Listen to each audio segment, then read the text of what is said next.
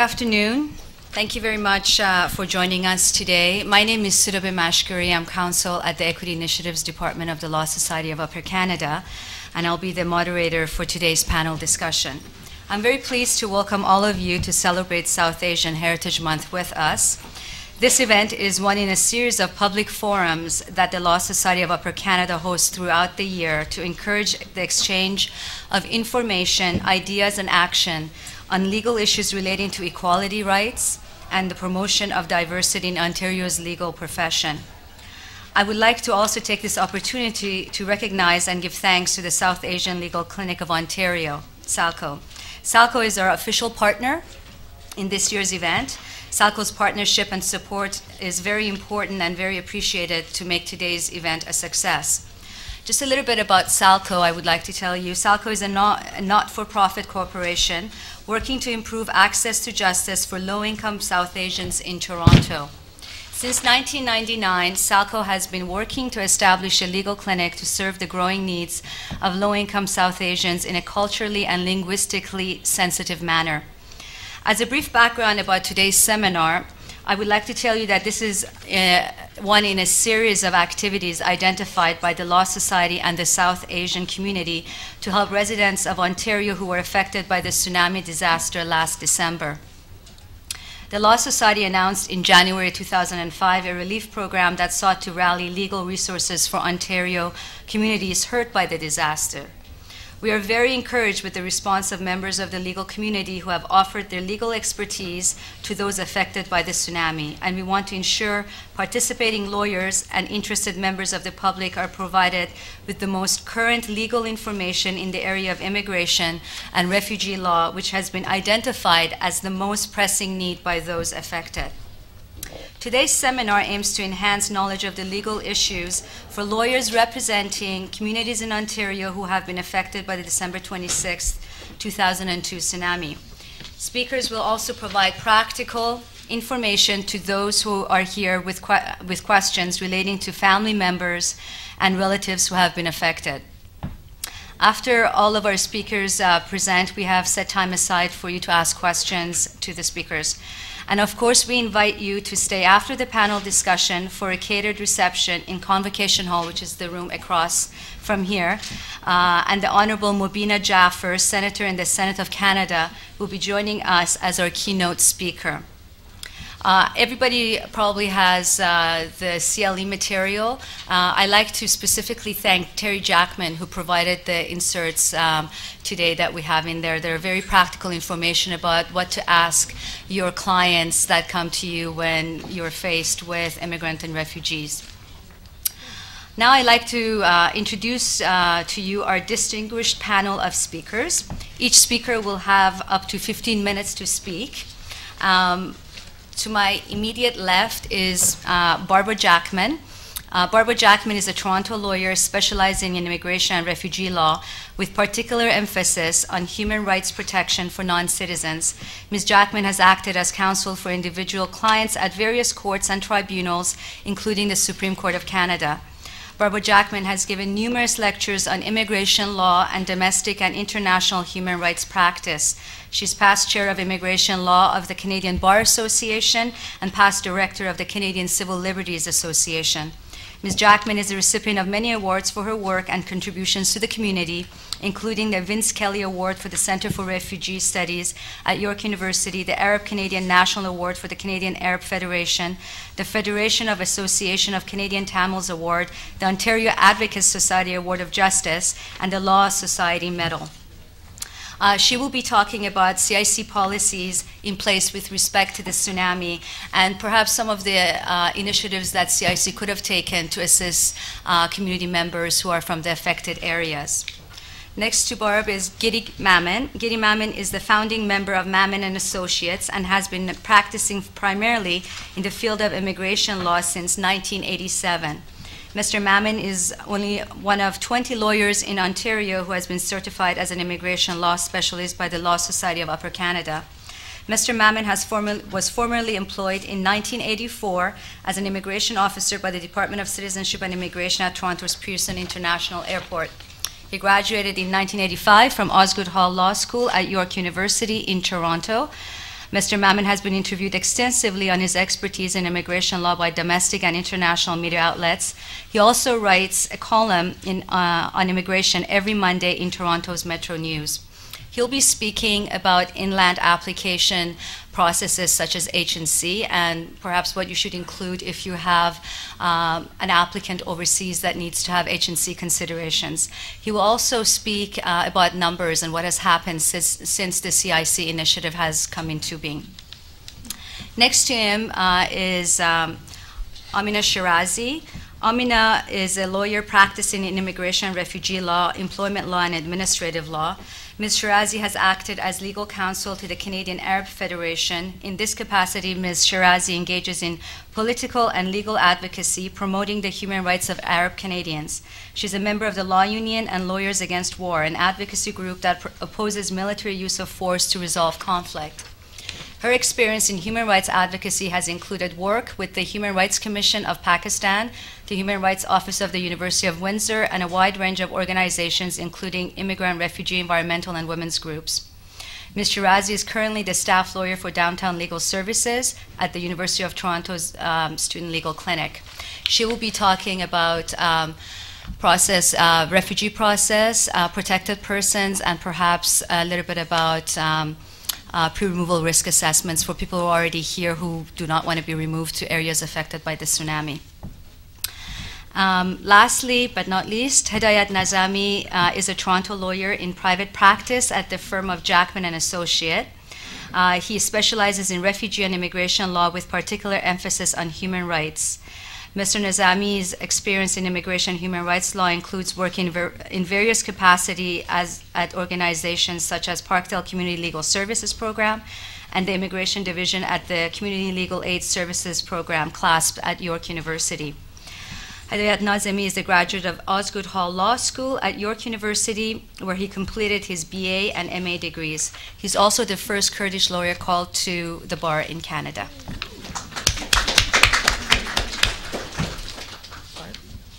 Okay.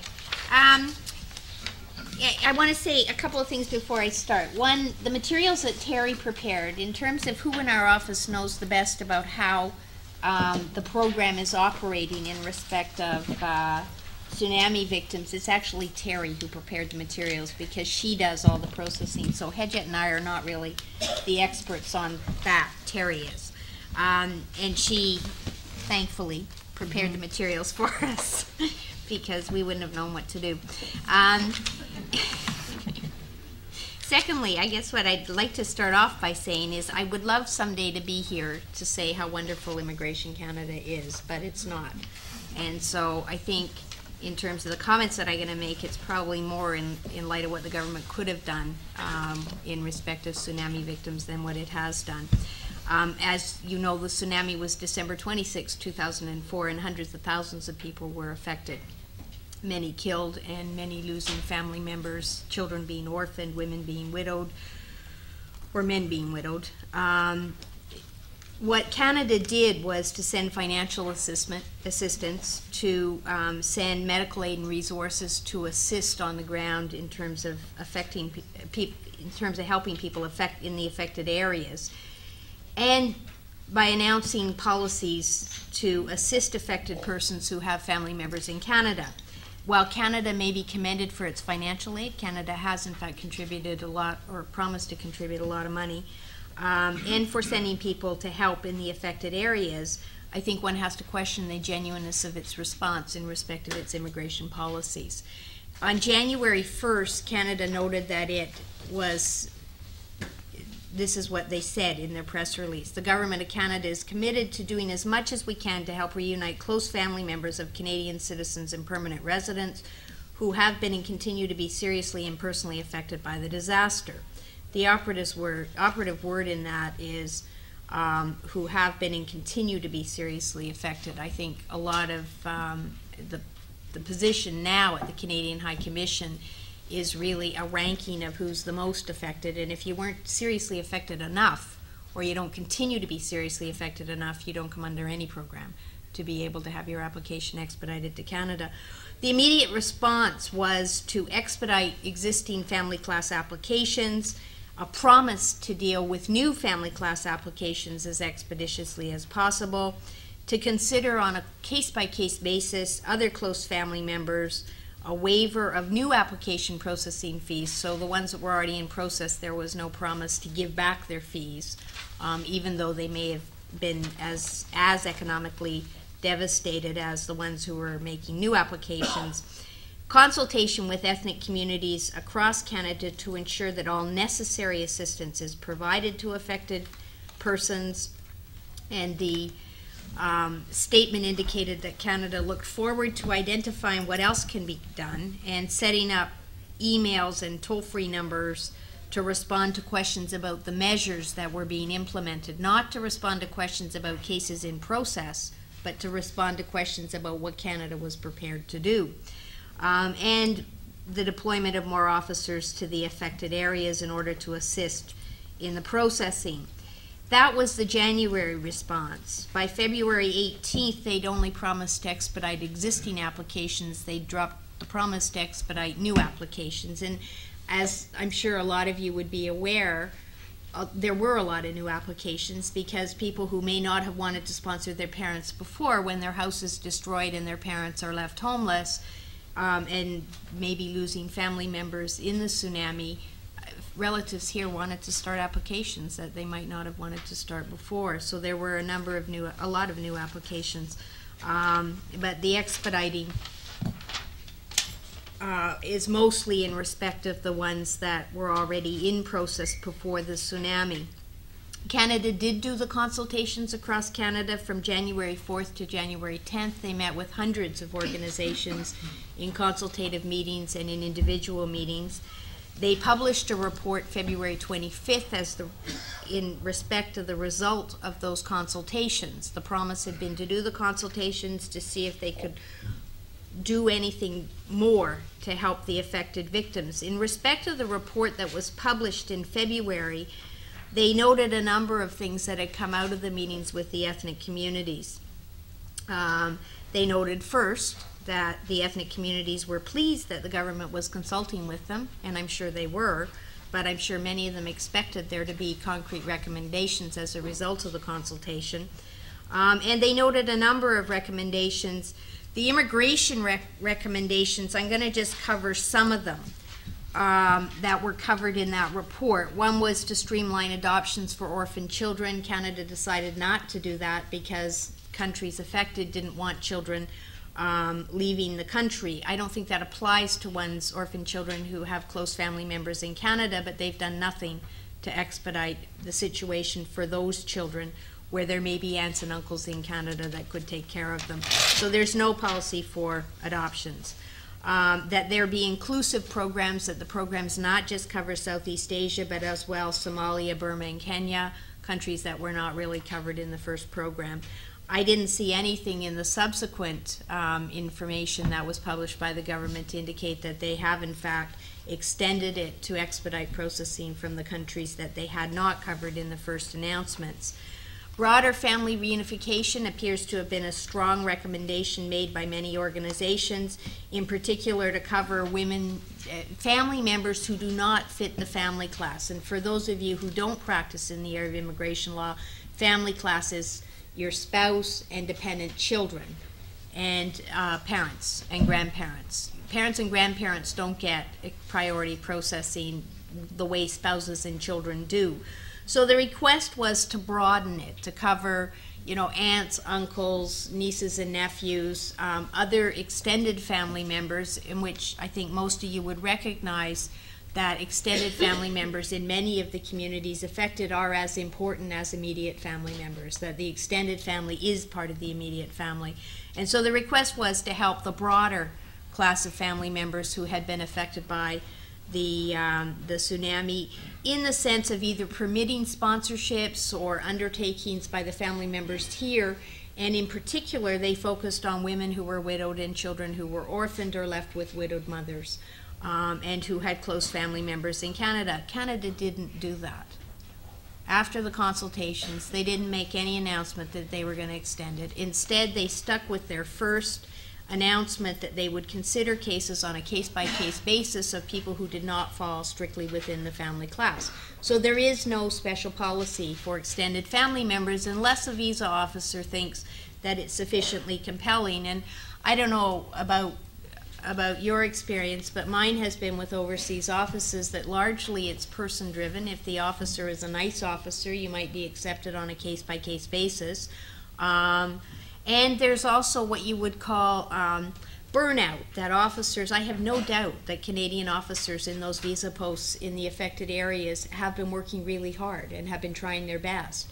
But you see people who are very seriously affected, you see someone who's maybe coping better than someone else, it's not as humanitarian in their view. And when it's left to the individual discretion of an officer, it's very hit and miss as to who's accepted, and over a period of time, they stop accepting.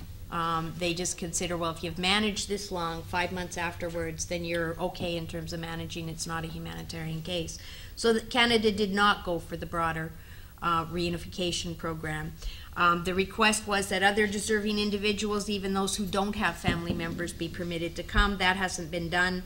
Waiving low-income cutoff guidelines for sponsorships. And again, that's important. You have someone who comes here, say, as a refugee, they're recognized as a refugee, they're finally landed, they want to sponsor their parents, they haven't been here very long, they're not economically established, their parents may be in bad shape and they don't meet the low-income cutoff guidelines to sponsor. Canada could have waived those guidelines, they didn't do it. Accepting documentation such as affidavits from individuals where there's no identity or travel documents, again, that was not waived. A lot of people, because their houses were wiped out to the sea, don't have their documents. I mean, all their identification documents got destroyed or disappeared. And so a relaxed policy in respect of documents would have assisted people, and it hasn't been done. Another recommendation was that Canada make it easier to have the medical examinations completed.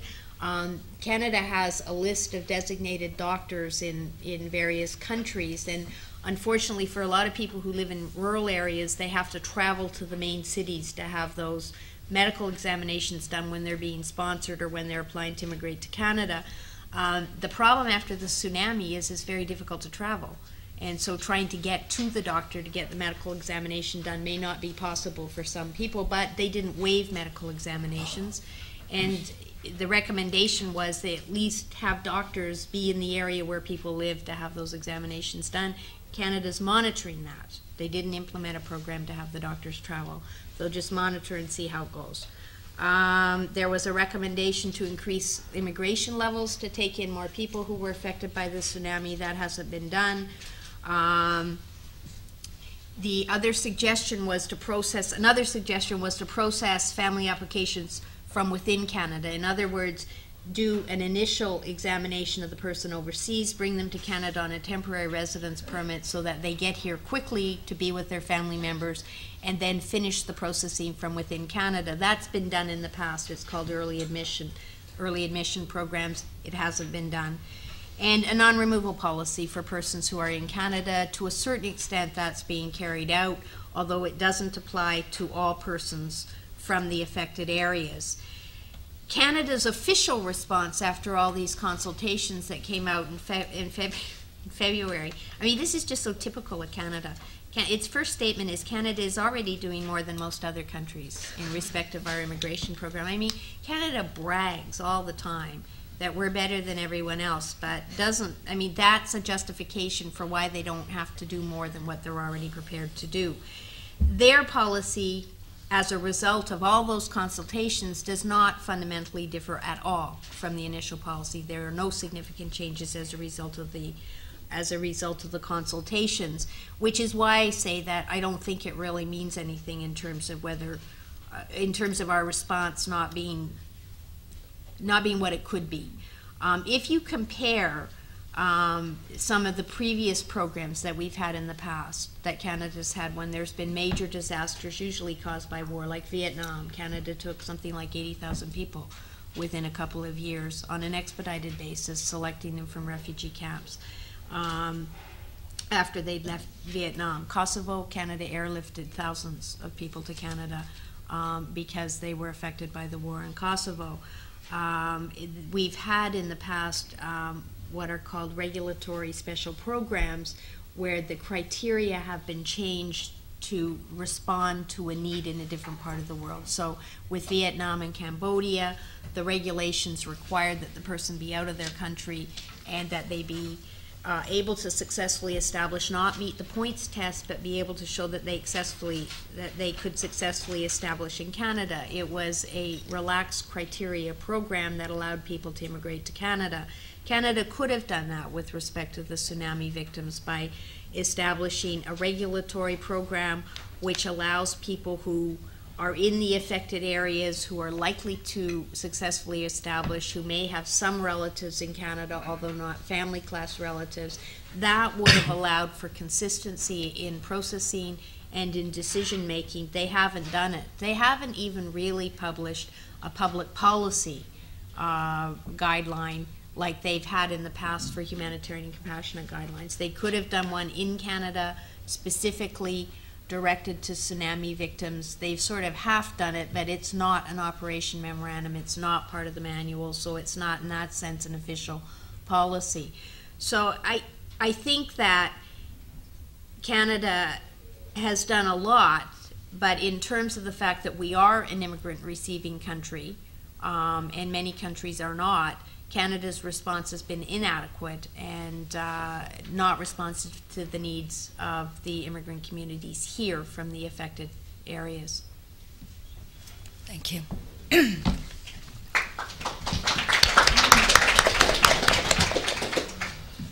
Thank you, Barbara. I won't repeat some of the things that I was going to say as well along the same line that Barb was talking about. Basically, I think the fundamental problem with this tsunami disaster and our response to it is the fact that we have no emergency response system in our immigration legislation. I mean, so what happens is we wait for a terrible natural disaster for, 100,000 or more people to die, and then we scramble around the Christmas holiday season trying to figure out how we're going to respond. And the fact is, we really haven't responded adequately. Immigration is governed by legislation, by regulation, by policy. I'm not aware of a single regulation that was passed. I'm not aware of a single addition to the manual, as Barb said. What we had is a press release that goes on a website. And it is a perfect opportunity for politicians to stand beside it and say, look how proud we are of what we've done, and this is something that Canada should be patted on the back for. But the truth is, I don't, I can't function, I can't run a law practice, and I can't give legal advice to people in good conscience on the basis of a press release. And that's the problem. So I do not impart confidence when I was advising my clients as to what they should do. I mean, you had to be directly affected in a certain area, and if you had close relatives that were affected, etc., well, we might or we might not expedite. We'll see how it goes. It's really hard for me to tell a client, sit down and let's put together, affidavits, and let's put together forms, and let's put all of this together in support of an application for an aunt, an uncle, whoever it might be that's been affected. It's very hard to do.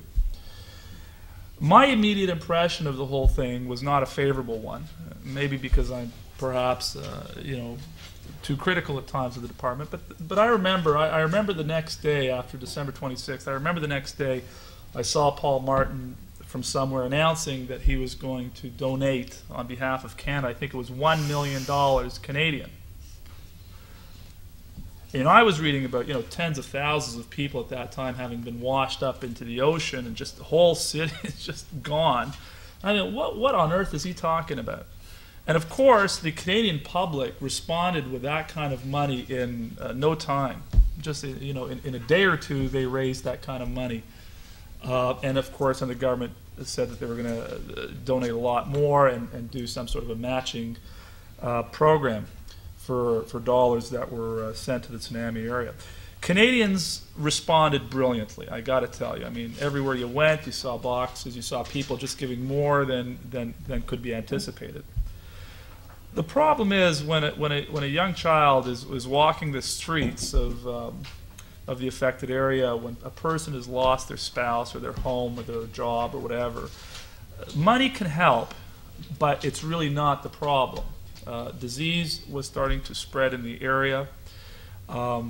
People needed shelter, people needed food, and they needed to get away from this area. And what we could have done was, as Barb suggested, get on the ground a lot more quickly. We needed to get planes there, we needed to do a triage, and we needed to take risks. Risks that you're going to make a mistake. Somebody's going to say, this is my wife, or this is my cousin, or that person in Canada is truly my relative, and it may not be true. The problem is that you have to take measured risk if you're going to do something truly noble as to help people in this affected area. I think I said the numbers I read are 160,000 killed in the area. So let's work with that number. I spoke today to the folks in Ottawa and Toronto, the communications people at CIC, because I just wanted to make sure that I give you the right numbers. And these are right. These I've got in writing. Since December 26th, the period between December 26th and April the 14th, 2005, 258,000 permanent resident visas were issued to people who had applied for permanent residence. Of those 258, 158 actually arrived in Canada. So you can imagine, you know, how many, if 160,000 were killed, how many hundreds of thousands of people were affected. And if we're a nation of 30 million, 32 million, you can imagine how many relatives we have in those areas that might have been affected. And it just doesn't, you know, I'm not a statistician, but it just doesn't sound like the right number. Now they were talking, they had announced an increase of the CIC budget by about $4 million in emergency funding for this project, for the facilitation of the tsunami people. $4 million has got to buy you more than 258 visas, I would think, especially because that area generally, you know, I mean, we accept about 230, 240,000 people a year. So from that affected area, 258 visas, you know, relative to what percentage of the global population was affected on that day, just doesn't sound like the right number to me. One of the other numbers that was thrown around is that the department had identified at least 964 people needing urgent attention. So 258 got visas, 158 were landed. In terms of temporary residence permits and visitors visas, many people suggested, many organizations suggested that, okay, we can't, you know, there is a process to landing somebody, and we accept the fact that it'll take a long time, but let's just issue them a visitor's visa, let's just issue them a temporary residence permit, and let them come here. The department, as of about half an hour ago, just sent me an email saying that they don't have figures for that. I'm not surprised. I don't remember, you know, really seeing anybody who was successful, I think, in that. What I'd like to do is try to analyze why this happened. I think you have to look at immigration in its historical context. When I started in '87, I think I was on the tail end of a culture within the department of nation building, you know, fostering multiculturalism. We were happy to see that people wanted to come to this country. We try to help them get settled here. What's happened is we've moved away from that gradually into more of a gatekeeping function. And now what we're trying to do is sort of keep people back because you're a criminal, you're a potential welfare abuser, you're all kinds of bad things. So now there's this gatekeeping function. And of course, in September 11th, we've really ratcheted that up. So what's happened is we have a mentality now of keeping people at bay and going through this enormous regulatory dance with all the requirements that you might have, travel documents, verification of relationships, low income, everything that you can think of. So here you are, you have a lawyer who's used to dealing with, you have to have a valid passport, it has to be valid X amount of time, you have to have medical, you have to wait, your 8 to 12 weeks for that. But that whole regimen does not work in a disaster situation. So the government had to give people, like the people up here and the families, some hope that those regulations would be relaxed. Because when I have a person who says to me, well, my whole house got swept into the ocean, I haven't got a birth certificate that'll show you that this is my mother and that, my sister's mother is the same, therefore we're sisters, to prove that relationship, because it's gone. There was nothing really that I, as a lawyer, could hang on to that I could encourage my client that something would be, something positive would come out of all that. Within a few days after the disaster, our firm held a public information session where we gave out as much information as we could, and we tried to explain what the regulatory hurdles were that needed to be overcome if they were going to stand. And we did a couple of clinics within the following week. We saw a lot of families who came with a lot of questions, and we couldn't give them back anything solid. And I think that what happened was people really didn't latch on to this initiative, and I think for very good reason. I think the government really needed to clarify things. The question of adoptions, Canada is a member of an international convention with respect to adoptions, and we thought that especially with young children, the government would be a little bit daring and a little bit brave and take an initiative and try to help these kids out who were really in bad trouble, especially when there was good evidence or credible evidence that they had close relatives here. But either adoptions were not expedited, nothing was relaxed. I don't know of a single case where children were brought here temporarily to stay with relatives in Canada and then maybe go back once the family home got rebuilt or anything like that. Certainly, the other problem is that the government of Canada, the department files with the government annually a target of how many immigrants are going to be accepted in that year. The government never announced any kind of increase, any allowance in the inventory to increase the inventory to allow tsunami-affected people. That could have been a strong signal to immigration officers that they could relax a little bit and give some extra attention. At the end of the day, I think that we've now learned the lesson. I think what the government has to do is now develop regulations and policies that the government can just switch on and off by decree, and then all those things kick in, and they will contemplate all of these problems. Children who are orphaned, children who are you can't identify, and what sections of the Act the government is prepared to relax in the context of any kind of emergency, whether it's by famine, by war, by civil unrest, by earthquake, whatever. I think that would go a long way in resolving these problems in the future. That's it. Thank you, Guidy.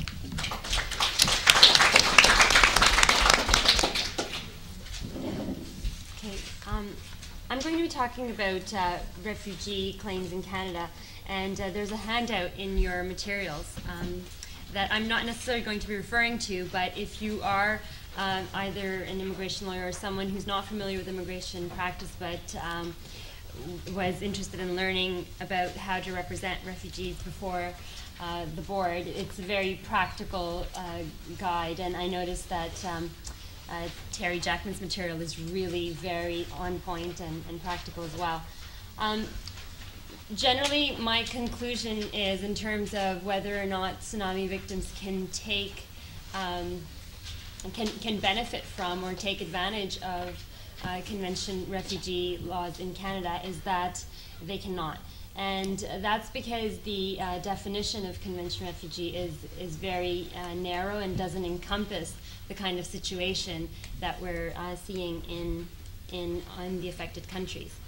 So I'm going to take you through the definition of convention refugee, and then it'll become clear as to why the victims of the tsunami would not be able to take advantage of it.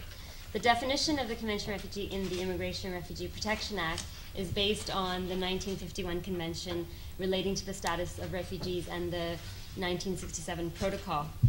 A person who meets the criteria of a definition qualifies for protection.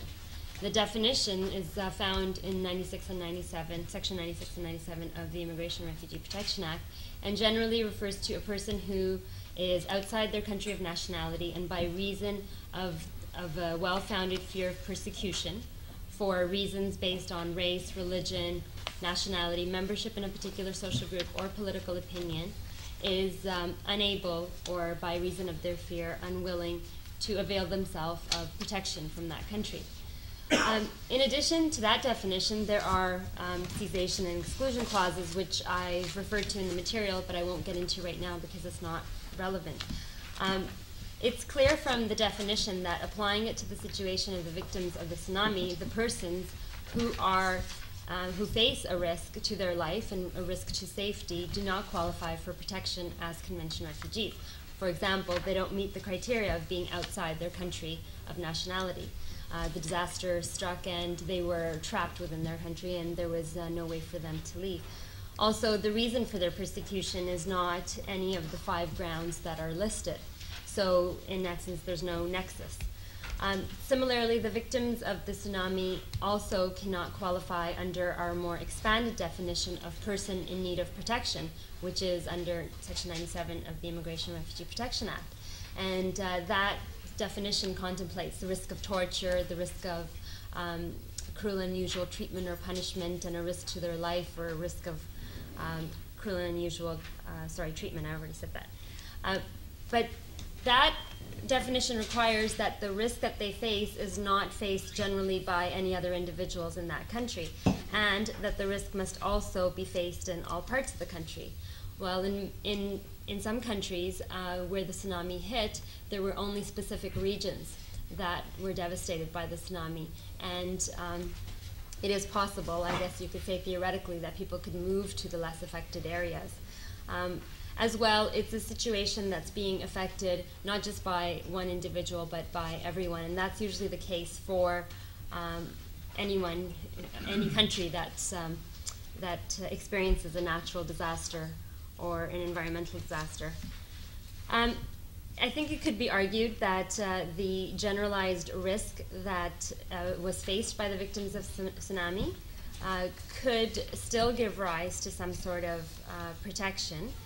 For example, the Federal Court of Appeal in a case called Salibian stated that a general risk does not preclude protection if the general risk is faced by all persons in a subcategory as a result of one of the Convention refugee grounds. And I say this because a lot of the people in the affected tsunami countries disproportionately who weren't dead but were actually surviving in order to be able to take advantage of some of these legal provisions were women. And so I guess in the context of the tsunami, if a particular subgroup of people, such as women, in one country are singled out and victimized, or were in addition singled out and victimized by state policies or funding policies or humanitarian policies that didn't quite reach that zone, then it, theoretically, I guess you could try to make a claim. But again, it's very theoretical and abstract, and practically speaking on the ground, the legislation that we have in Canada does not really assist anyone in those zones. I'm thinking of my own practice and the fact that we only have one case which qualifies to really benefit from the government's policy, I think addresses and speaks to the inaccessibility and, in fact, irrelevance of the policy to actually what's happening on the ground.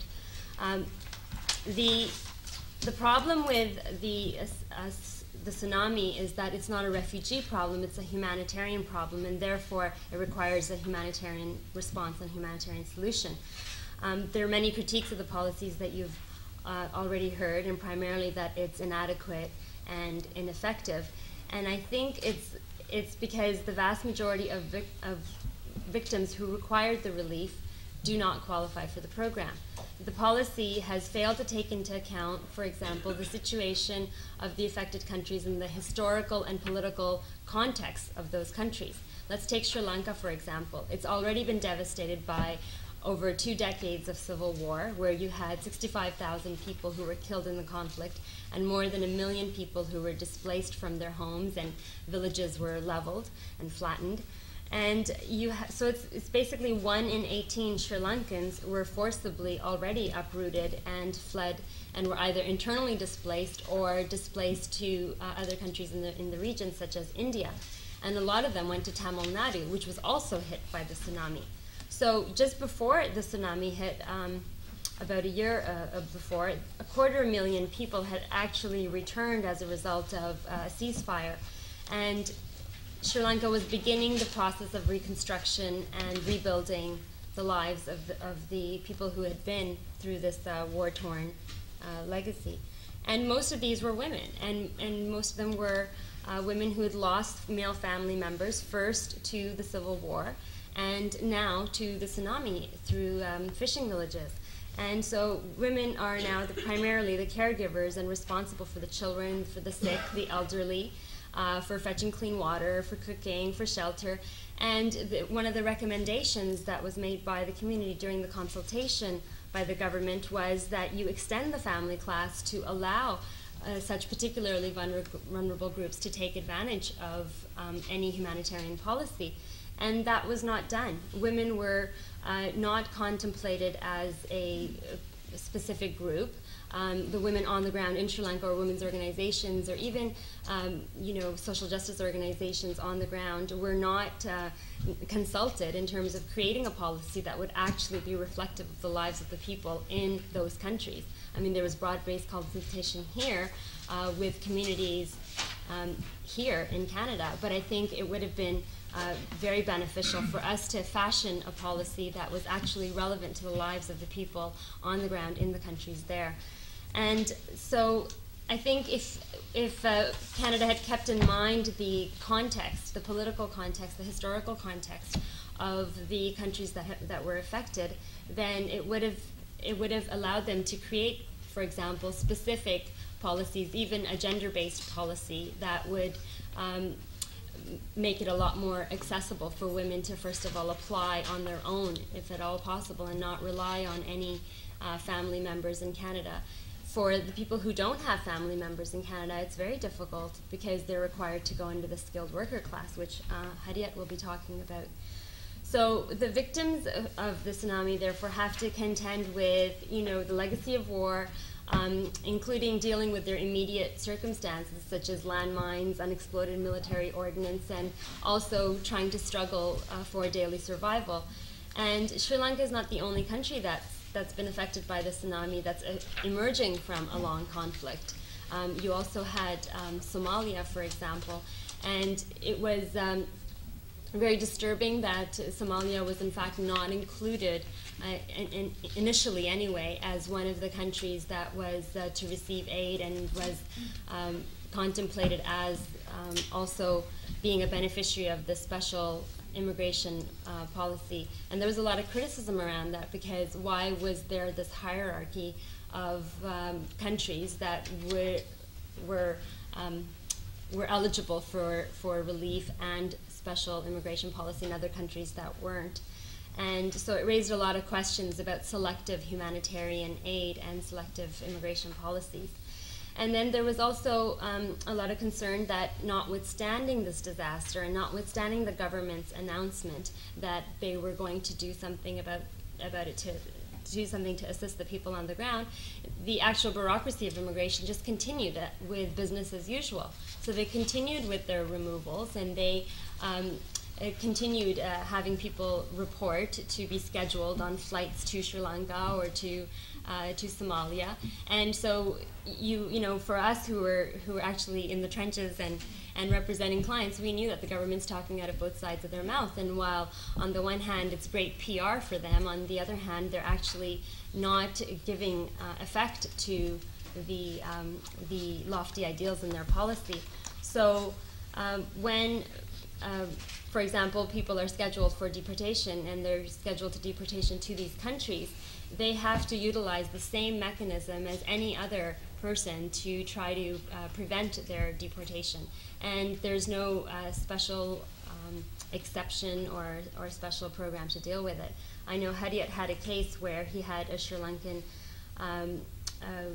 a person who had failed his pre-removal risk assessment and was judicially reviewing that in court. And notwithstanding the situation in the tsunami, almost days after, he was scheduled to be removed to the United States, knowing full well that the U.S. would then remove him to Sri Lanka. So the fact that the non-removals policy, which basically instructs immigration not to remove people to certain countries, didn't include removals to the entire country. It only restricted removals to certain portions of the country, not taking into account, for example, with a country like Somalia, that it doesn't matter that only the northeastern part was struck when you have a country that hasn't had a functioning government for so long, that for it to be then devastated by an environmental disaster means that it doesn't matter where you send that person, chances are there's going to be chaos and mayhem. So it's sort of this impractical policy that I think has led practitioners to conclude that it sounds very good in theory, but in practice it hasn't actually resulted in a lot of humanitarian aid and relief. Thanks.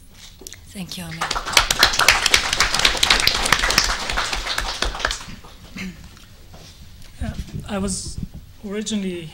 I thought I would be speaking about skilled workers and overseas applications. Well, overseas applications are many. Skilled workers is only one of them. And in fact, there was a lot of talk about Terry Jackman today, and I spent a lot of time talking with her. She's really good on these issues and has worked for 23 years dealing with overseas applications. And what came out of the discussions and some of the files we have at our office that we're dealing with, the point system or skilled workers applications is just not relevant. This policy has nothing to do with it, and it shouldn't.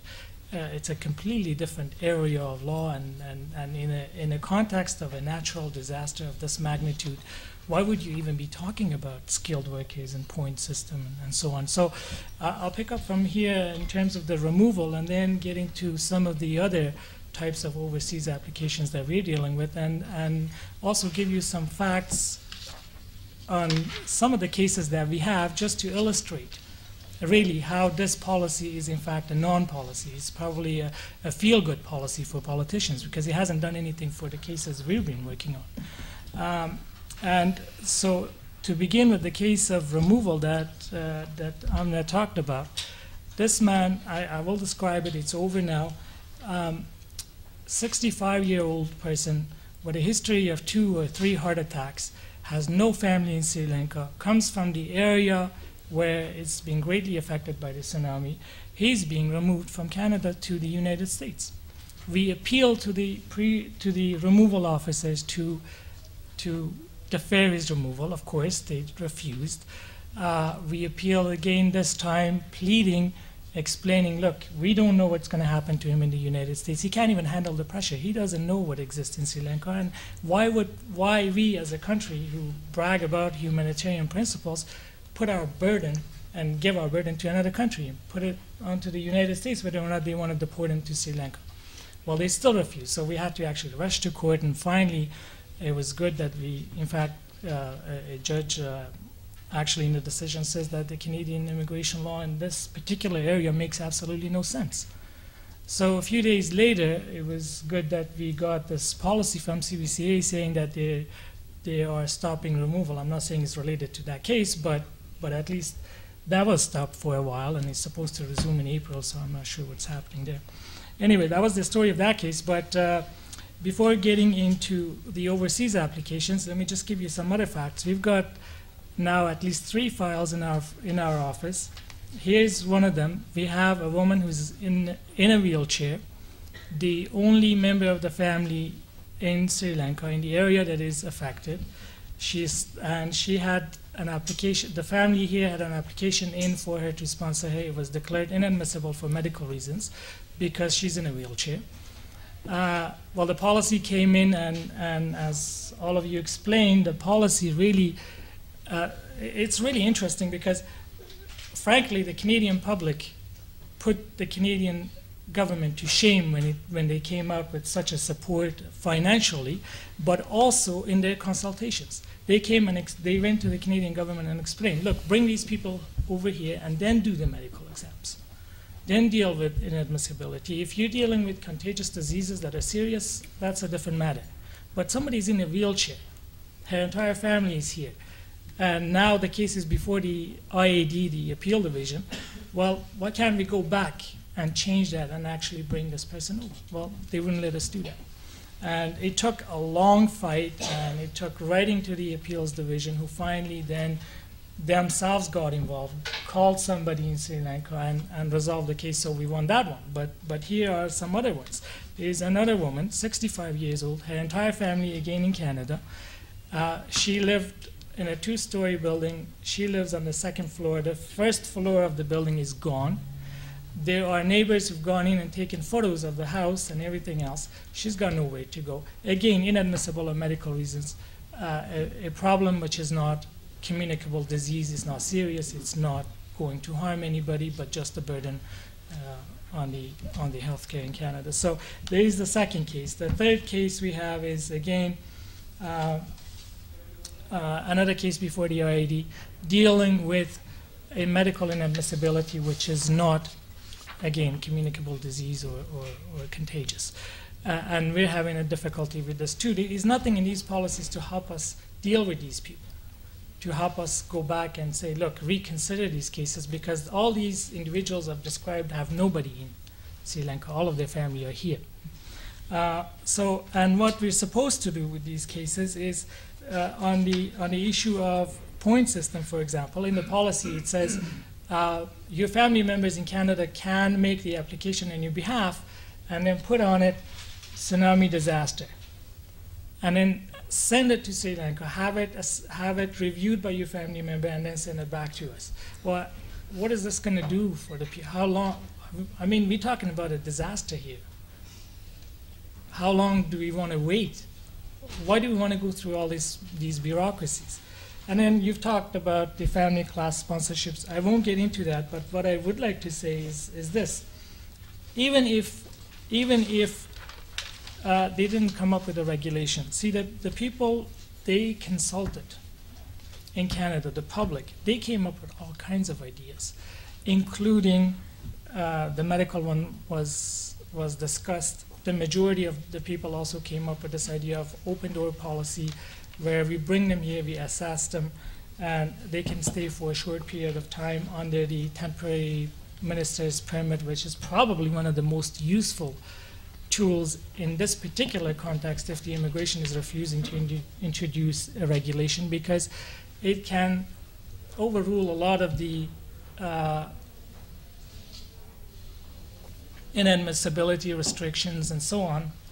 And the cases can be assessed here. They can either come for a temporary period of time or longer, depending on what their circumstances are, and if their family are here, then they can deal with that then, at that point. But they're not using it, and I am not surprised that there are no statistics on temporary residence permits, because nobody's using it. And finally, our office actually, in fact, Harry is starting to do this, that we're not going to, in every case, we're doing a sponsorship or a skilled worker or whatever we're doing, we are going to make an application on the temporary residence permit with all of the submissions covering all of the humanitarian and compassionate circumstances at the same time, and arguing that the person should be here on an urgent basis, early entry to Canada, and then assess the rest of it as when necessary, because these people are suffering. It's not just the people who have been personally affected, but you have to think about the resources of this poor country, or all the countries that are involved.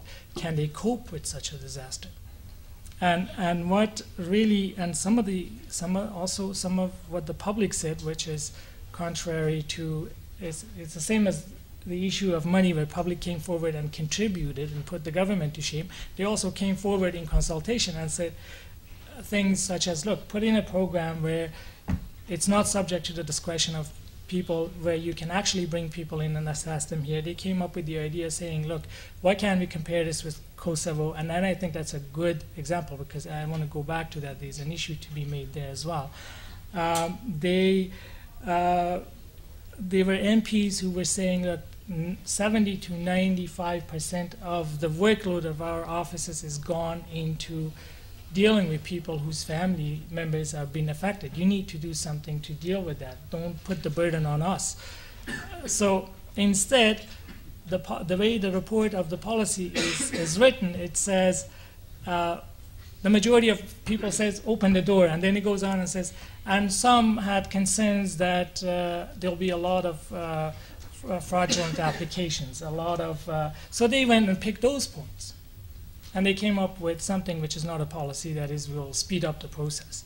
And the cases, our cases, at least in my office, have proven that, in fact, they haven't speed up the process. This is 3 months for immediate family members. We haven't seen that. 6 months for parents and grandparents. We haven't seen that either. So having said that, I don't really want to get into the applications that I was going to mention, and I will mention them very quickly. The family class is the big one that we're dealing with. The HNC from abroad under Section 25(1)(a) is obviously something that we do. The group sponsorship, well, they didn't even include that in their limited policy. And then there are other things. Overseas related applications are under free trade and HRDC. Well, they don't even apply. So really the only three that apply are family sponsorship, humanitarian and compassion from abroad, and temporary residence permit. So what we're going to be doing from now on is include both of these two under the temporary residence permit and go from there, because it just doesn't make sense, because all of these, if you look at the time, the delay that it takes, it's anywhere between 2 to 3 years or 1 to 2 years. The only one that is faster is temporary residence permit, which depending on the circumstances could be 3 to 6 months.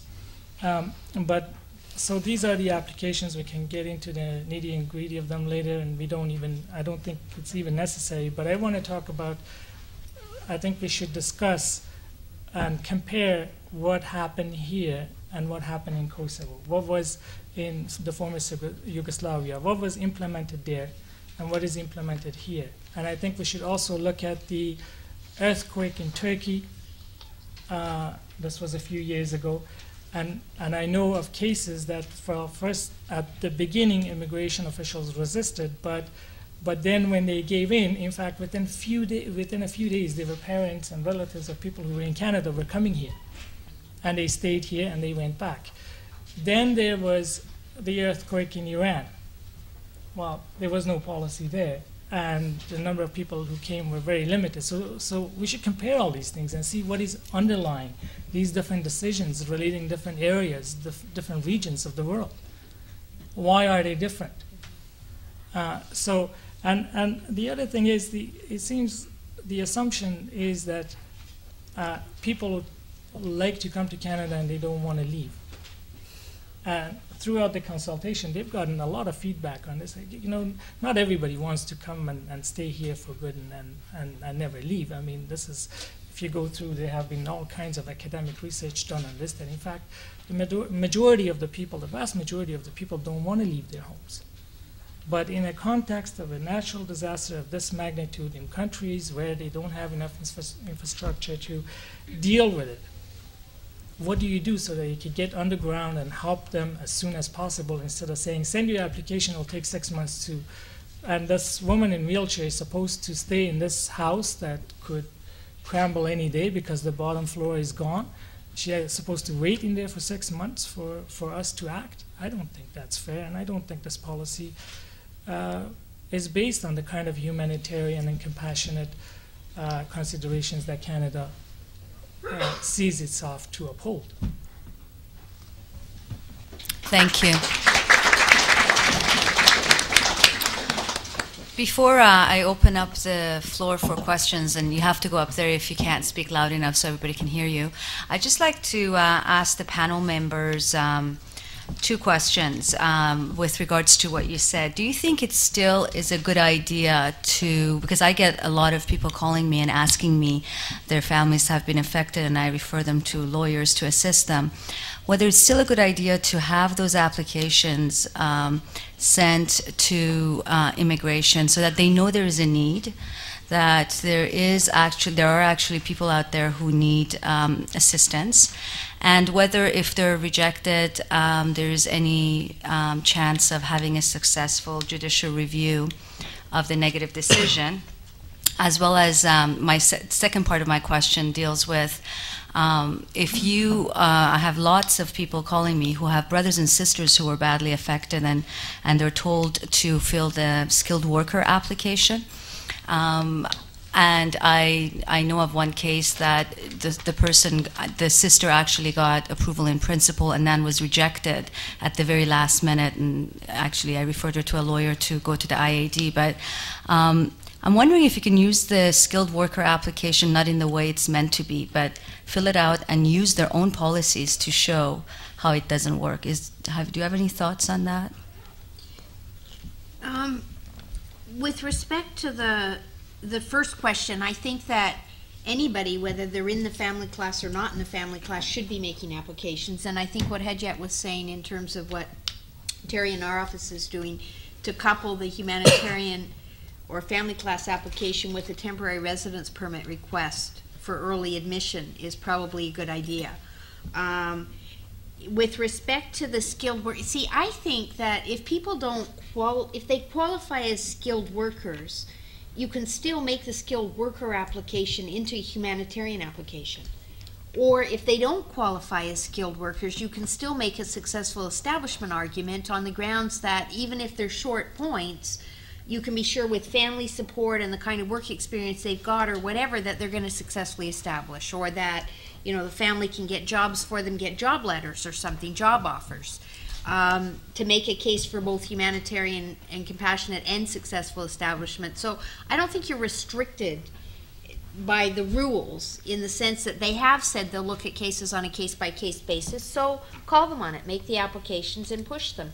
In terms of judicial review, you guys, any of you who practice, all know what the federal court's like. It's hit and miss. I mean, it's Russian roulette. Whether you're going to get review be successful on review in the federal court. You have to bring a written application for leave and ask permission to proceed. Judges give permission in about 10% of the cases. They don't give reasons. It's just completely arbitrary. And if you get leave, at least you should get reasons when you argue the case. And if you want to know if you got any chance with the judges, you call ahead of time to find out who your judge is and check on Quick Law to see what kind of decisions they make, and you'll know pretty quick whether you're going to win or not.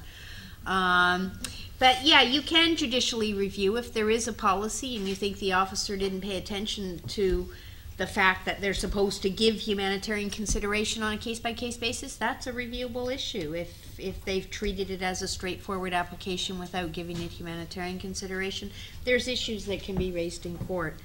You know what I want to say though, like, I really think if that tsunami disaster had happened in Europe, you know, there's a sense of entitlement that white Canadians have. I mean, they would have hit the roof if Canada wasn't doing anything. I think that Canadians of color have to have the same sense of entitlement. You know, bug the government.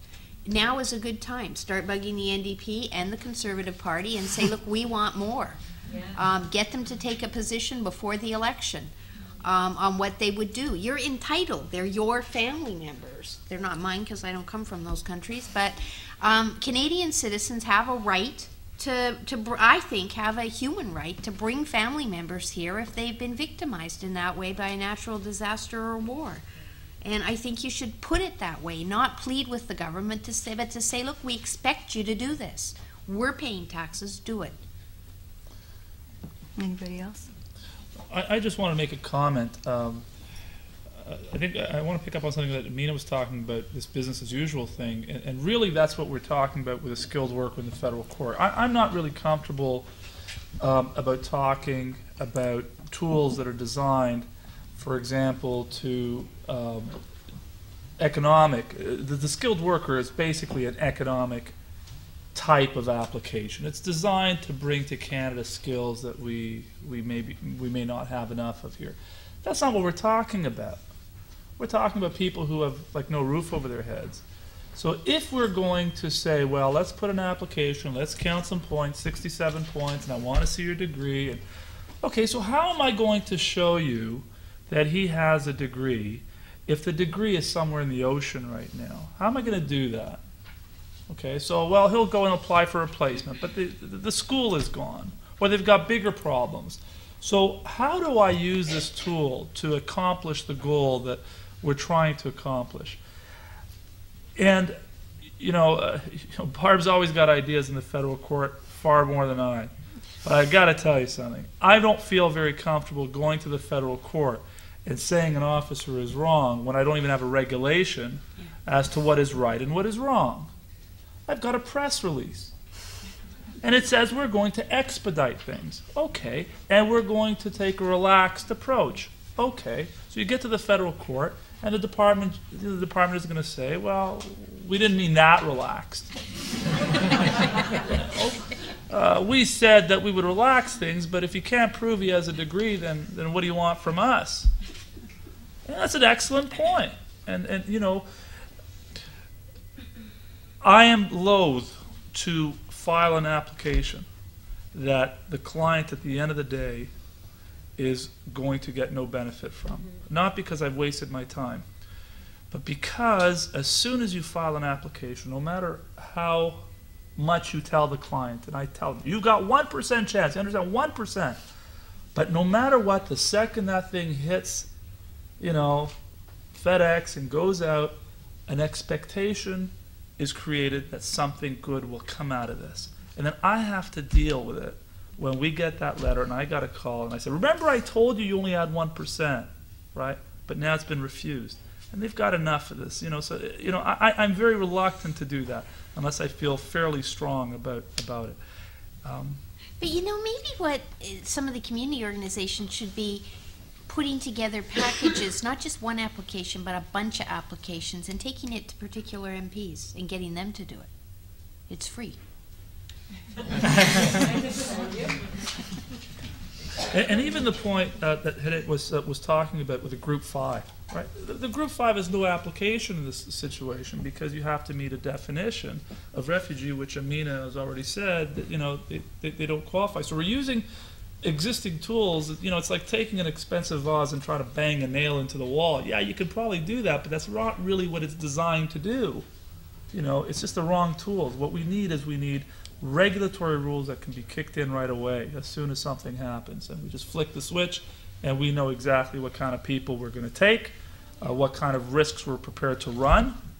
But one of the things that I found odd was they said they're not going to suspend medical examinations. Well, then that no matter what happens, you got an 8 to 12 week wait. And as the days go by, what are they talking about?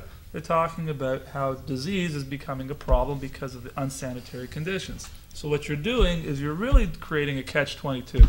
We're not going to take you because we can't be sure that you've got a medical problem or that you don't have a medical problem. So we're going to let you sit there in this disease-infested area until we can be sure that you're healthy. So, it just makes no sense. And I just wanted to add that for a lot of the people who are in the affected areas, they want relief now, not in even 6 months, which is what immigration is aspiring to process applications in. But if there was some mechanism where you could apply for a visitor's visa and be able to come here and await the time period it takes to have your permanent resident application processed, that would be great.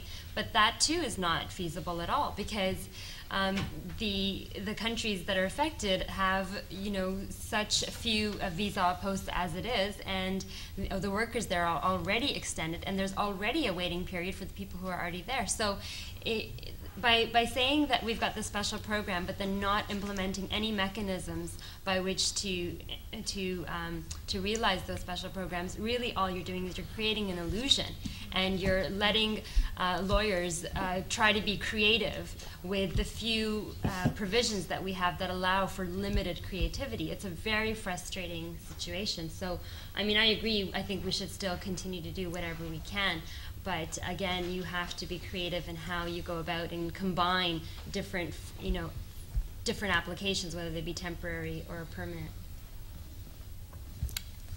Do you want to? Just not on the skilled workers, but people whose family members have been refused. We've been in a situation where we've had relatives trying to judicially review a particular decision, but it costs a lot of money. I mean, there are some people who do it for free, which is great, but there are people who, I don't know how widespread this is, but I've seen it. They send all their income to their relatives who are affected so that they can survive. They can't hire a lawyer anymore, and they won't qualify for legal aid because they WIC. So that's another problem to consider for applications to court. Thank you. Anita? My name is Anita Balakrishna. I'm the lawyer at the South Asian Legal Clinic of Ontario. And we were actually dealing a lot with the community during the tsunami, the aftermath of the tsunami, and from federal skilled worker applications to sponsorship applications, etc. And I guess I have two comments and one question. My first comment is that with the federal skilled worker application, I don't know what your experience was with immigration, but not only the inappropriateness of that that particular application to deal with the problem, but also the misinformation that was kind of meted out to people from immigration. We had a lot of people calling immigration after the tsunami saying, what can I do, what can I do? The response was, fill out a federal skilled worker application along with a humanitarian compassionate submission and along with a job letter, an affidavit of financial support, and see what happens. So far we've got 4 letters back from immigration saying, this person was severely affected by the tsunami, but they don't have transferable skills. So, no basic education, no transferable skills, and no arrangements for adequate financial and social support in Ontario, which is absurd when you look at the amount of paper that they've submitted along with their application, documenting the arrangements that they've made for financial support. So, this will go to my question to you guys, but the second comment I have is about the Somalians that we were dealing with. They did not have, they not only had little attention in the media and things like that, but the inadequacy of dealing with their particular situation because their embassy is in a different country. And not only is it difficult for them already to get to their embassy or to mail applications, but after the tsunami, communications and ways to get to the embassy were completely shattered, And so there's this complete, they're putting this misinformation and belief out there to Somalians saying, we can help you, but not putting anything into place to facilitate their applications. So I guess my question is, how can we learn from this experience and, kind of think about what is wrong with our current immigration laws and what we need to work on changing so that we can respond to this kind of, disaster in the future?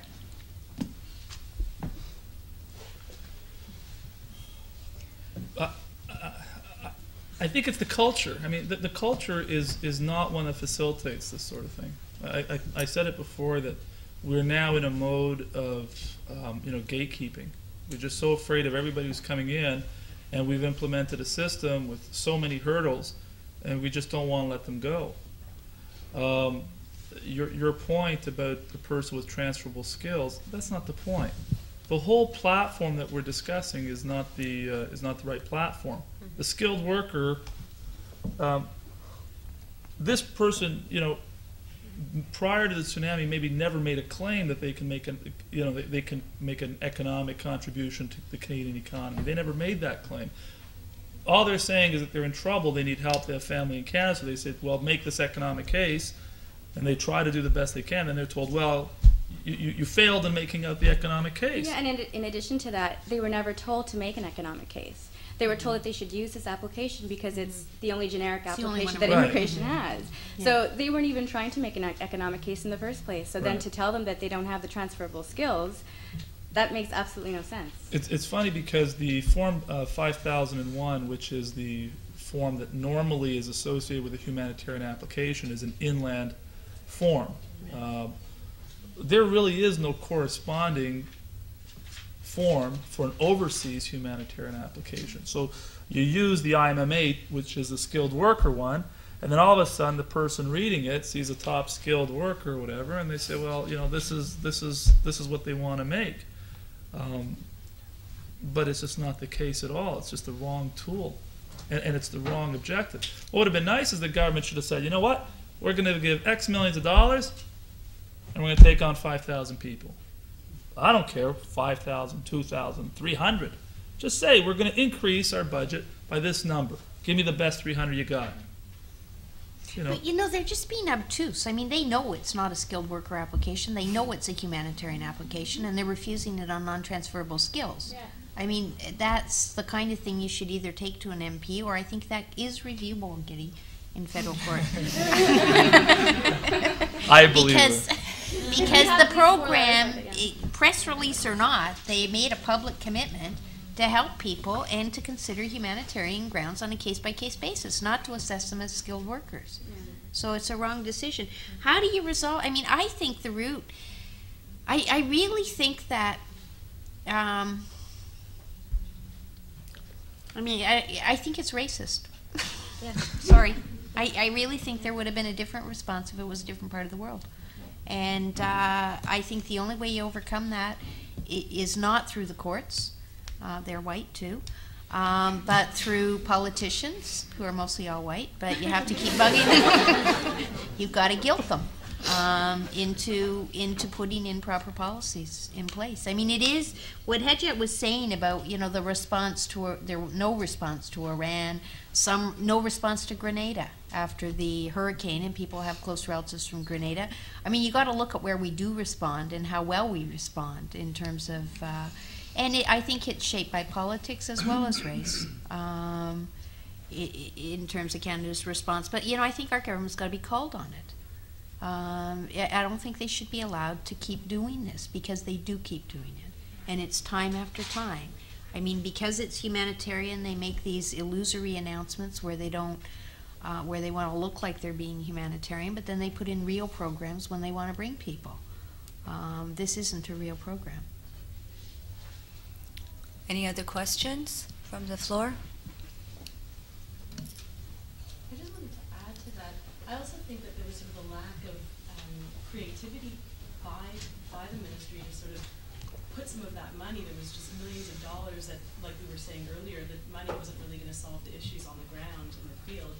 So why not use some of those resources to develop templates that actually were to develop a framework within which we could solve problems in a real way, and put the mental energy there. I mean, it was sort of like cutting checks and press releases and all of these things but I mean, to really kind of sit down and actually develop a framework within which you could make a difference was also, I think, a possible solution. Thanks. Anyone else? You have experts here. You can ask them anything you want. Can you get up? I can't. Sorry. I have a comment and a question. I work in the environmental sector. You have to stand up because it's being taped. So. I work in the environmental sector, and one of the projected consequences of climate change, global warming, is perhaps a whole new class of refugees coming up in the future, environmental refugees. So do you think that perhaps couching this whole issue of what do you do with families in affected areas, you know, from natural disasters, sort of couching it in this broader framework of environmental refugees could perhaps get better discussions going in terms of, you know, a framework or policies that government could implement to address people who are affected? I'm the one that seems to talk the first all the time, sorry.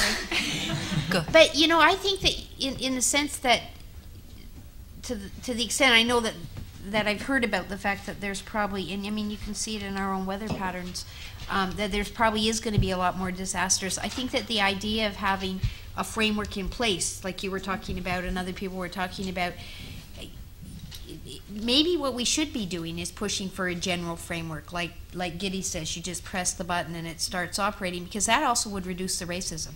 If there is a general framework which is supposed to apply in terms of displaced, I mean, our policy, our Immigration Act talks about the displaced and persecuted, not just convention refugees, but also people who are displaced for whatever reason. So if there was a kind of general program that could be implemented to respond to disasters, it may be more effective and let the government, and not let the government pick and choose who they're going to help, because once you have a general program, it has to be applied to everyone. I mean, Canada believes in equality even if it doesn't practice it. So if the framework's in place, it's more likely to get put into effect. There is, you know, I don't want to overstate the case, but there is a legal framework for all of this. Everything that we've talked about exists. Not disaster related. No, They but- don't really. No, it's look at true. it that way. There are three things really, I think, that you can rest the legal case on. Number one is Section 25, which is our humanitarian provision. Without getting into it, basically what it says is we have all these hoops, all these regulatory hoops that a person has to jump through. But owing to humanitarian compassionate grounds, the government can excuse you from any of those. So we have a legal mechanism to do that. On the temporary side, we have the temporary residence permit. The minister can just specify either a specific individual or a whole group of people that if you meet this criteria, you're entitled to TRP, you're entitled to come to Canada on the spot. We also have Section 3 of our Act, which is our objectives, and one of them is to support by means of consistent standards and prompt processing the attainment of immigration goals established by the Government of Canada. And actually, I liked Barb's take on what I was suggesting so that it eliminates the racism or the alleged racism or the perceived racism. If you have in place a regulation and a plan that says in these circumstances we flick the switch on and people who have lost a spouse, lost a home, lost a business, they get a TRP, they get, you know, fast-tracked or whatever, we have it. What we don't have is the specific direction to the officers. This is what we want you to do if you come across this circumstance. And so because they're reluctant to overcome these regulatory requirements, you get inaction. But I was talking about something different. Like we have a living caregiver in Canada class, which domestic workers can apply for landing under the regulations inside Canada. We have the spousal in Canada class, spousal and common law in Canada class. They could pass a regulation for victims of armed conflict class and natural disaster class, which is a standing class that can be applied to any natural disaster or armed conflict situation where there are victims. But you have to have the regulation class in place for in Canada and outside of Canada. That's the kind of thing I think that would mean that they would be compelled to act when there is a huge disaster. But they'd have to, and it would be a standing regulation that would apply and could be, people could apply under it from any part of the world if they're in that kind of circumstance. Go ahead. As someone who doesn't practice in this area, I'm hoping the panel could perhaps compare and or distinguish Canada's response to victims of 9/11 and how family members who were affected by that disaster, how their applications were processed, et cetera, vis-a-vis victims of the tsunami. I actually was practicing at the time, and I had a client who was processed very quickly. Her ex-husband died in 9/11 in the States, and within, she didn't even have an interview, she had an H&C in, and within 6 months she was processed and she got her landing. But go ahead, sorry. No, I just remembered that. I don't know of any cases. I had one. I mean, if you compare that to the regular agency, which is 2 years or 2 to 3 years. You know, just one last thought. You know, Barb has a pretty high volume practice. So do I. I think you guys come across a lot of cases.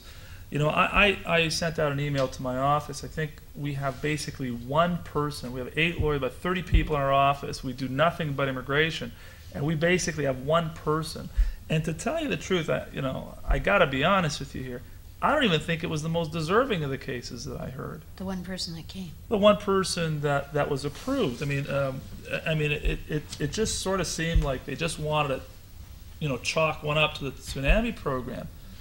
But really, I was kind of surprised. It was an inland case, and it was a humanitarian application that we'd filed a few months before.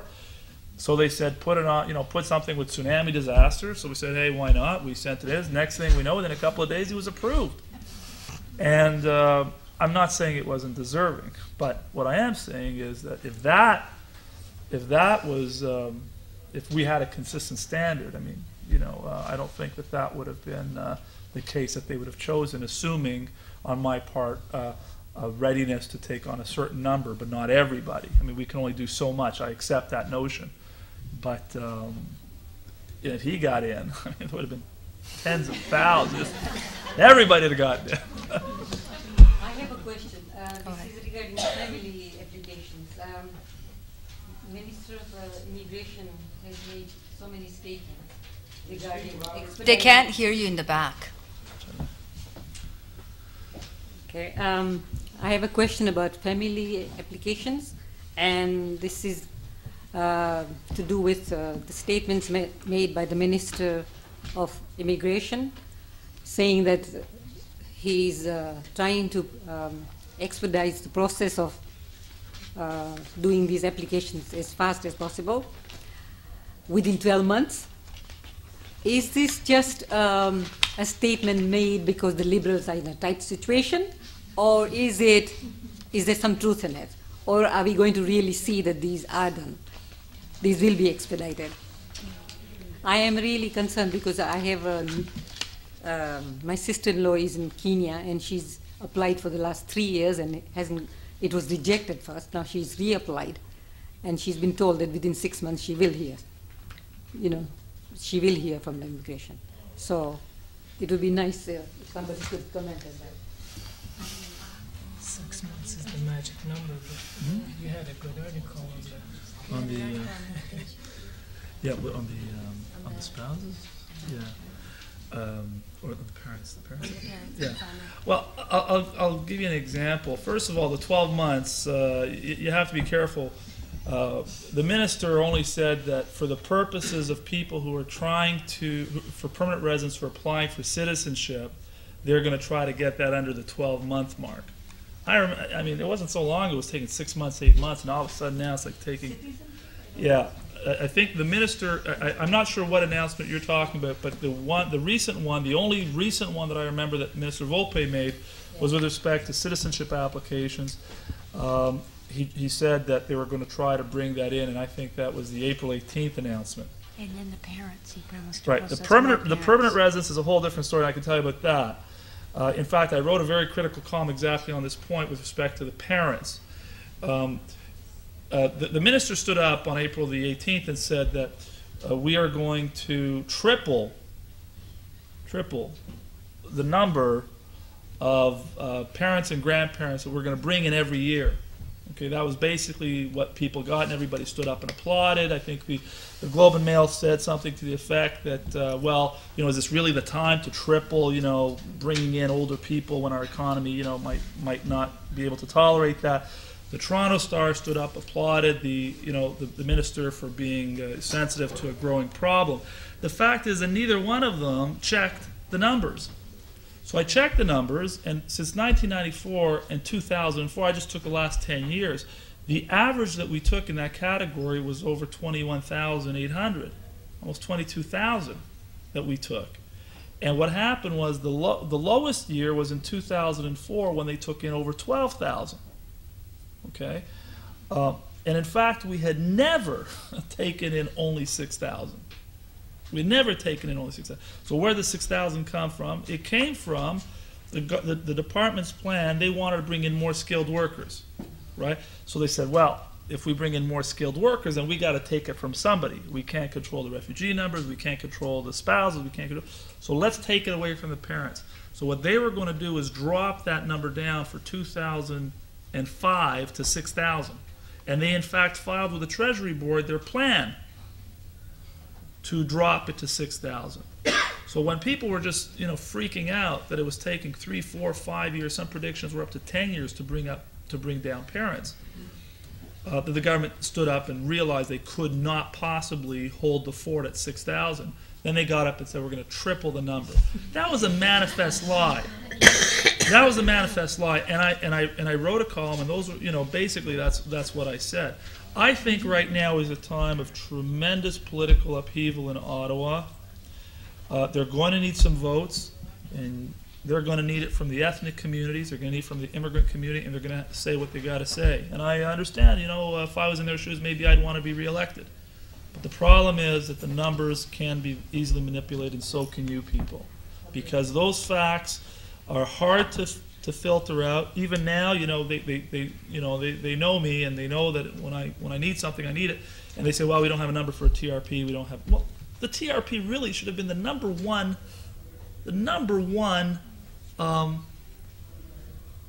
you know, process that should have been on the table. They should have said, you know, we're going to give out 5,000 TRPs. Temporary residence permits. Basically, it's a permit that allows a person to come to Canada when they don't meet a requirement of the Act. And in this case, they might not meet the requirement of the Act if they don't have a passport, because it's gone into the ocean. They don't have a temporary intent in coming to Canada. And so they can overcome those requirements through the issuance of a TRP. So here we are, we're about, what is it, 4 or 5 months post-crisis, and we don't have a person in Ottawa or Toronto who can give me a number on how many TRPs have been issued. And only 114 people coming? Who've come since the tsunami? That's my sister-in-law had applied as a skilled worker, and now her son who is a citizen of Canada, and he was born here. So he sponsored her. So he sponsored her, right? You know, as a family. So this is why I don't know. Well, the parental backlog is supposed to be about 100,000. 110, yeah. Yeah. There's a pretty serious backlog. You might want to go to your member of parliament. Get them to start pushing. Just want to say one quick thing, actually, because there's something I want to bring to people's attention. But on the 6 months thing, I think that's something that immigration officials love to quote. It's on everything, it's 6 months. And I remember learning these things, and I would go to Barbara and say, okay, but the client is called, and they've said it will be decided in 6 months, so we don't need to do anything. She says, oh, I've spoken with the director. The 6 months is a lie. It's actually the backlog is so long, it will take years. And they keep saying 6 months, and even on some of the internet stuff and other processes, it's 6 months. But anyway, that's not what I wanted to talk about. I've got one of the clients in Sri Lanka fax us one of the documents that they ask people to fill in and bring it in for people who are affected. I don't know if you come across this or it's happened to the people that work with such affected people. They apparently are, even though people fill them up and take them to the visa offices, they will not take them from people anymore. So that's one thing to try to find out why, because the problem hasn't disappeared, it's still there. In one circumstance, they wouldn't take it, so the relative actually of one of our clients had to physically travel there and go and shout and scream in the visa office and get through 2 or 3 barriers of security to get to one of the visa officers and try to get the point across, but they're not accepting these forms anymore. So we might want to try to find out why. First here and then back there. This may be an unfair question. You may not be able to answer, but it's more of an advocacy kind of question. And that is, in order to put pressure on the powers that be, how do we rate internationally? What have other countries done? Has the United States done something better than we, or the European Union, in terms of the actual family class or other programs? And the second is, I think that's along the lines of Barbara's suggestion that there be a humanitarian regulation, and that is, how can we look at what Europe, for example, is doing? I understand that in terms of subsidiary protection, there are some countries that do have extraordinary leave to remain provisions for natural disasters that we don't have. The degree to which we could be using other international experience to perhaps bolster the claim that we can be doing better in Canada. Does anybody know anything about this, or is this completely unfair? I know in terms of the government's response to the consultations, according to them, we're doing more than most countries. Only Australia has announced similar measures, so they say no one else is doing anything. I don't know enough about that. I know with respect to the natural disasters issues, I'm pretty sure the Organization of African Unity, that it's part of their refugee convention to include persons who are refugees by virtue of natural disasters and armed conflict. I don't know, I know in the European countries that they have refugee status and then B and C status, which is humanitarian and meant to be a catch-all for persons who are who have been victimized because of armed conflicts or that kind of situation. But I think that, I mean, I don't know, it's something we could check out more, but I think even if other countries haven't done it, why shouldn't we lead the way? You know, we like to think we lead the way on everything anyways, related to human rights, so let's do it. One last question, and then we'll say goodbye.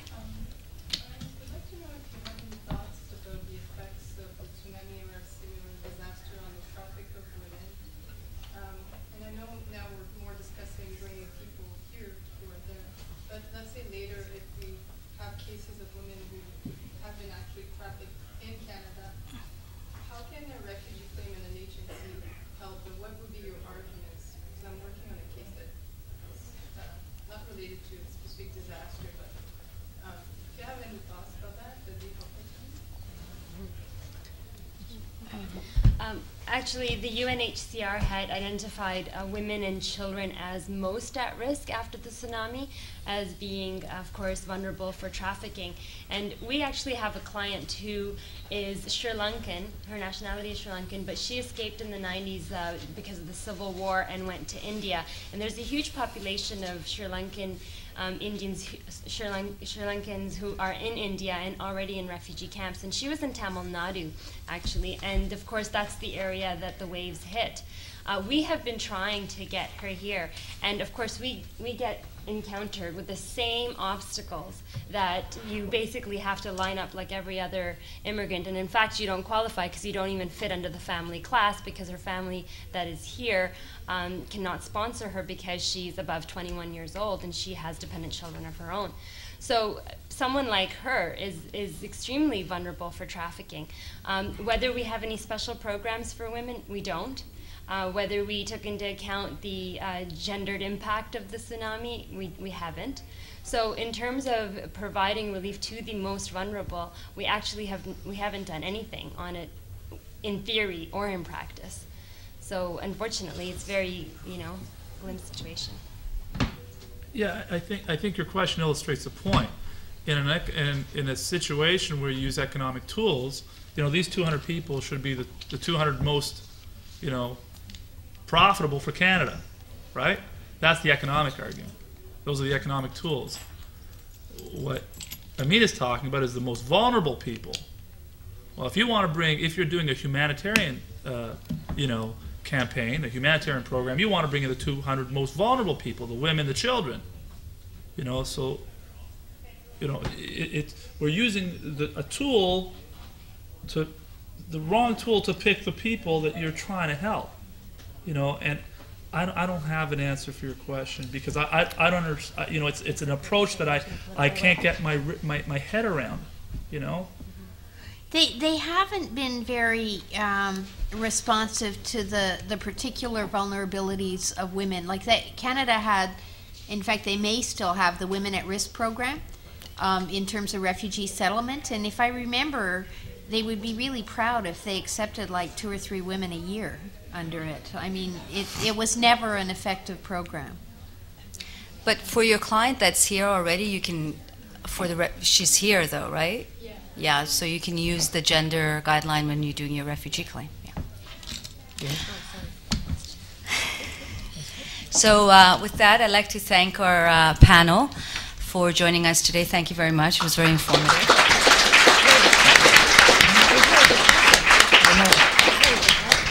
And for you to join the reception in Convocation Hall. There will be food, entertainment, and Senator Jaffer to speak. Mehreen is there, sorry. On behalf of the South Asian Legal Clinic, I should have been here to welcome you all, but sorry. I was trying to arrange for the musicians to come up and the food to come up, and fighting the City of Toronto. But anyways, I'm here to thank you all. Thanks very much. South Asian Legal Clinic really appreciates that all of you made the effort to come. And I'd also like to thank our panelists for being here and sharing their wonderful thoughts and, of course, the expertise on this really important topic. And above all, I'd really like to thank the Law Society of Upper Canada, the Equity Initiatives Department, the Catering Department, the security, everybody around here. I can guarantee you that they've done 90% of the work for this thing at least. They've been a great help. So I'd really like to thank the Law Society for all their efforts in promoting the work we do. Thank you. And this is just a small gift from the Law Society for you guys. Thank you. And we hope you can join us in the reception over there. Like Sudabeh said, there's great food, great musicians, and Senator Jaffer is extremely inspiring. Very good. Thank you. Thank you.